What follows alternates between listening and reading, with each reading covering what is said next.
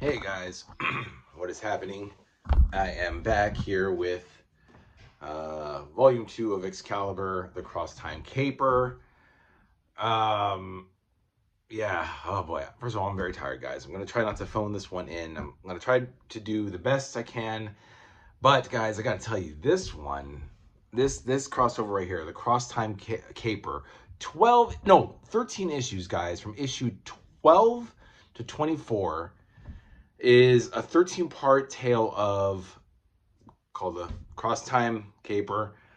Uh, wow. I'm still trying to figure out what I read, guys. I felt like this took me like 2 weeks to read, but it only took me 2 days. Um, not one of the best storylines I've had to read, guys. I thought, what's his name? D.G. Chichester wrote this storyline, but no, it's by Chris Claremont, who did pretty much the majority of every story in this book. He took some time off and let this guy, Michael Higgins, write some stories. But the Cross Time Caper, for those of you who don't know, I mean, it started from the very end of Volume 1, where they captured the Lightning Squad, the Lightning Force, whatever. Nazi versions of Excalibur. They find a dragon on a train, which belonged to a Nazi version of Moira McTaggart.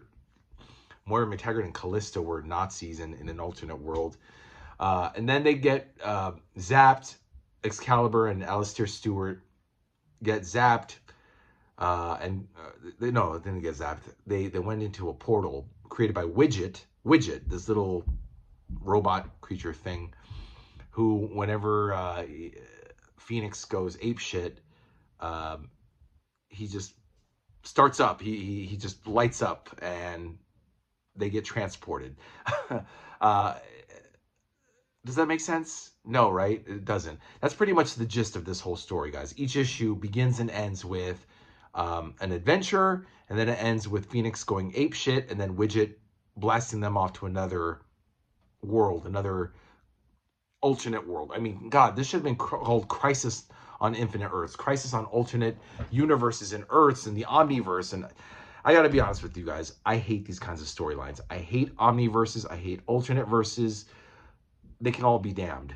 Whether it's Marvel, whether it's DC, I fucking hate these storylines. I do. And this storyline is no exception. In a nutshell, they just basically fight alternate versions of themselves. They meet several different versions of Captain Britain, who is so uninteresting. I mean, Rachel as Phoenix is undeniably powerful, which is boring. Kitty is obviously lesbian. She has no interest in guys. There's one thing where, like, later on, she comes back. Oh God, guys, I'm so all over the place. Like, I think Claremont was really outing Kitty Pryde. Like, there's some like flirtatious stuff happening with Courtney Ross in like the later issues. She manages to get back to Earth and the Earth 616, and she's with Courtney Ross, and she's licking cake off Courtney Ross's finger because it's Kitty's birthday, and then Courtney Ross takes her to Paris and gives her a car, a Jaguar, and it's nice, but it's like obviously very sapphic.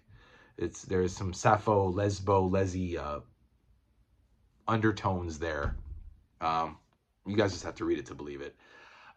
Yeah, so Kitty is, and evidently I read that they actually did make Kitty Pryde bisexual in the modern comics, which I don't read anymore. So I have no idea what's going on in the modern world of comics.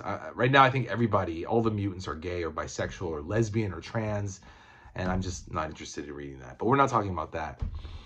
So everyone's just trying to get back. They're trying to get back home to Earth 616, but they just keep going off to different worlds and meeting. In one Earth, Kitty's a criminal, and Ileana's the alive. Ileana is the dark child, and she's the mastermind, the criminal behind everything. And Kitty dies. Kitty, not fake Kitty, but alternate universe Kitty, dies, and then they think it's real Kitty, but real Kitty got separated from them in like issue 19. she actually ends up back in Earth 616, but Widget freaks out and takes off and leaves her behind. But that's good for Kitty because Kitty's actually in the right Earth. Everybody else is in the wrong Earth. So they're all having their different adventures. And oh God, I just wanted it to end. I don't know. Like there was one issue where I just could not understand what the fuck was happening. And if you read, and I've just posted it in the communities tab, the rundown for this volume. Some of the entries are so short, I don't even know what happened because it was like I was just disgusted. Not disgusted. I just thought I know issue 27 wasn't part of the cross time caper, but I didn't understand what that issue was. This is exactly why Excalibur is one of my least favorite X teams because I'm so not interested in this team. I love Nightcrawler and Phoenix and Shadowcat because when they were in the X-Men, they were pretty cool. But Megan, I don't care about her. Widget, I don't care about. Captain Britain, I don't care about. I don't care about a lot of the members of this team. They're just not cool. Nightcrawler really is cool. Shadowcat's a little cunty. She's a bit of a cunt, you know. And Rachel too. I think there's like a little lesbo thing. There was a lot of like lesbo undertones between Kitty and Rachel and Megan. At one point, Megan and Rachel are like switching powers with each other, and they're like looking like each other. Claremont really was like pushing. Like at one point, Megan was a man. Then he made this guy Nigel Frobisher into a woman, like Courtney Ross. It's a weird, bizarre stories, and none of it really made sense. That's the problem with this story. And this was written by Claremont, who was doing a bang up job on Uncanny X-Men. I don't know. He just didn't capture Excalibur very well. The team itself is just very boring. The stories are very bland.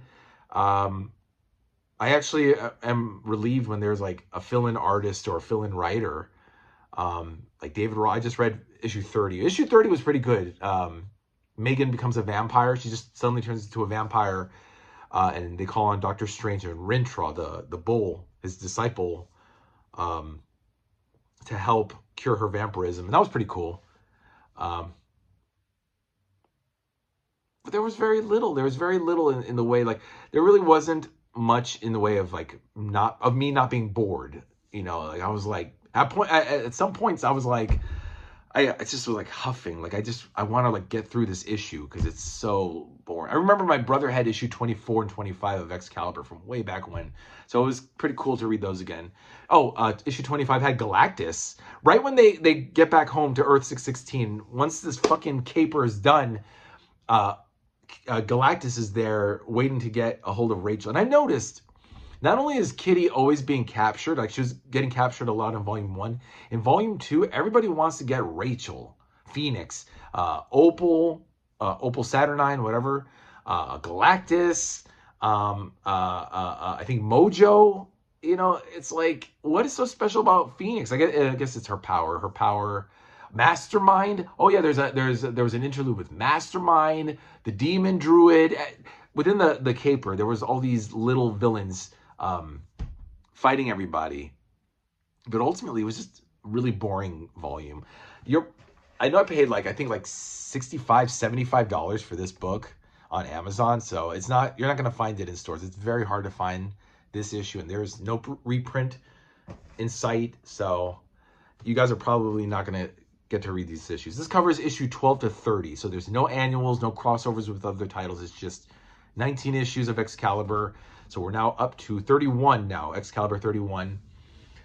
So yeah, guys, I can't really recommend reading this. If you guys have not read this book, don't worry about it. Again, I'm really not into Excalibur, but I got to read these books, guys. 84 more to go. We are now up to volume 3, guys, and it is, what is it? Oh yeah, what a dumb title too. Girls' School from Heck. This is volume 3, covering 1990 to 1991. I think this is the last of Claremont's run. Chris Claremont will be replaced.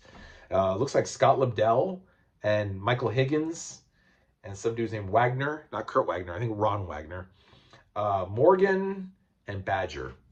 I think Mark Badger, right? And Tom Morgan. Let's see. Tom Morgan, right, and Mark Badger, yes. I'm actually familiar with those guys. So this is going to be my next book, guys. Hopefully that's not too... It looks very dark. I don't know if you guys can see that, but it's volume 3, Girls' School from Heck, wrapping up Claremont's run, which I hate to say it, I'm actually glad, because I don't like his writing in Excalibur. X-Men, New Mutants, fine. Excalibur, nah. All right, guys, that's about it. Let me know what you guys think in the comments. Can't really, I mean, I recommend reading it, but it's a boring fare, guys. It's a really boring set of books. Crosstown Caper, 12, no, I keep saying 12. It's 13 issues, 13 issues. And it's just a whole year. Imagine a whole year of this storyline. And it's just, ugh. But afterwards it's pretty good. You know, Galactus showing up, Doctor Strange. I can recommend those. Oh yeah, and all the lesbian, overtones, undertones, whatever. It's all there on the page. You'll read it. All right, guys, that's it. Take care. And I'll see you in a couple days with Volume 3, Girl School from Heck. I'll review that. And we'll see you next time, guys. Bye.